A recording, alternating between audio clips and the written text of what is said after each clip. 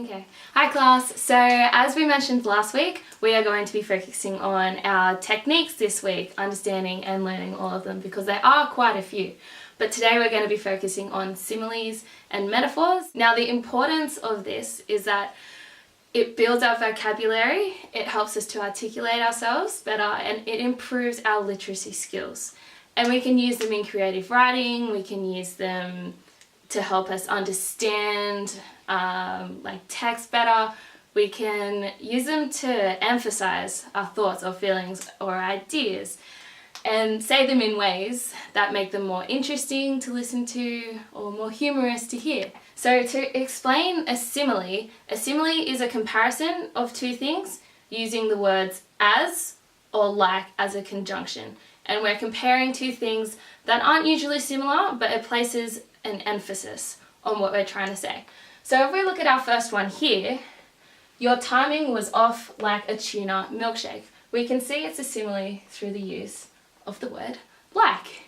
And what sort of effect does this have? Can anyone tell me what sort of effect it brings? Oh, yeah, miss. Yes. It is a comparison. Yeah.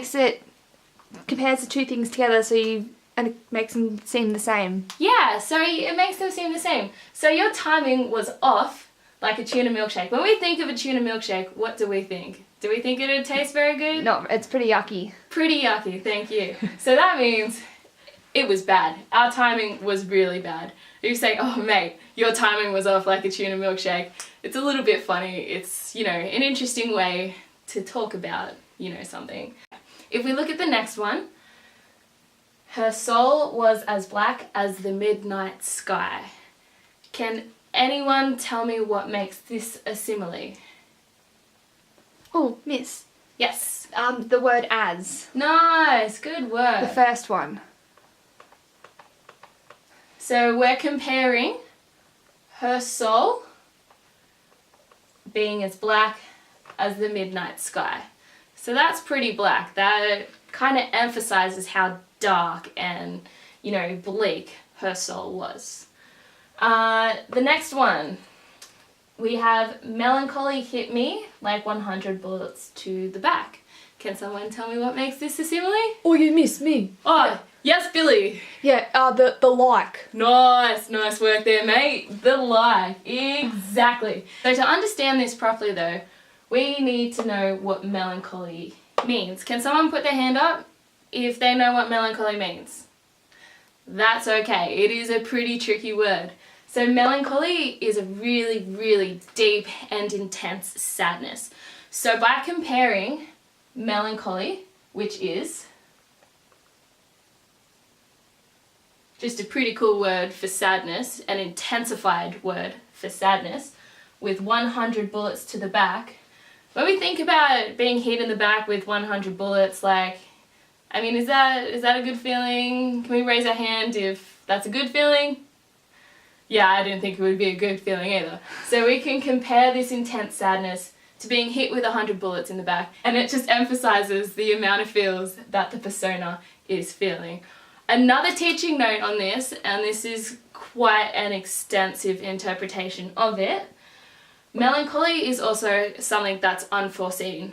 So we can go that one step further and understand 100 bullets to the back. If we get hit in the back by something, it's not exactly noticed because it's coming from behind us, it's not seen.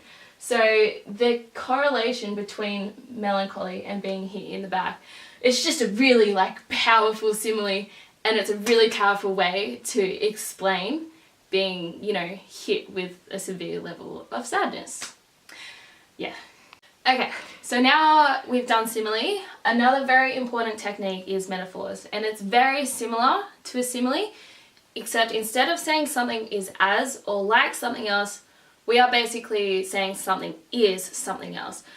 We're basically comparing something with an object that isn't literally applicable. So for our first example, we have she was a wildfire. Unless she's a part of the Avengers, she technically can't be a wildfire, but she can attain the same characteristics and attributes as a wildfire. So it creates an emphasis on her characteristics. So she can be fierce, destructive, rapid, but she can also be beautiful. It just totally depends on your perception. Our next one, we have his eyes were diamonds in the sky.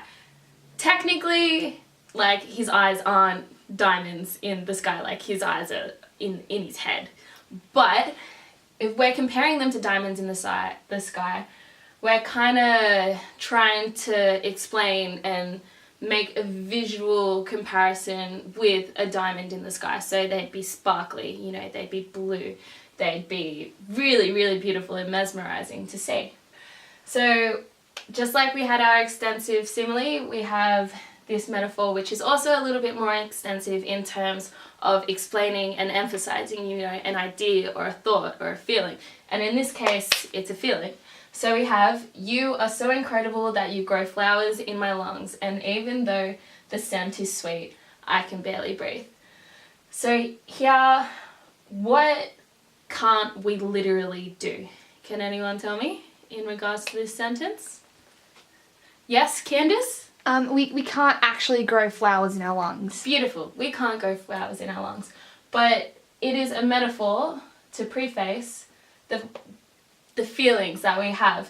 So you're growing flowers in your lungs, you know, it's trying to explain how you have, you know, this sweet, like, beautiful feeling in your chest, in your lungs, but at the same time, it's clogging up the space in there, and you can barely breathe. So you've got, like, the dichotomy of, you know, good feelings, bad feelings.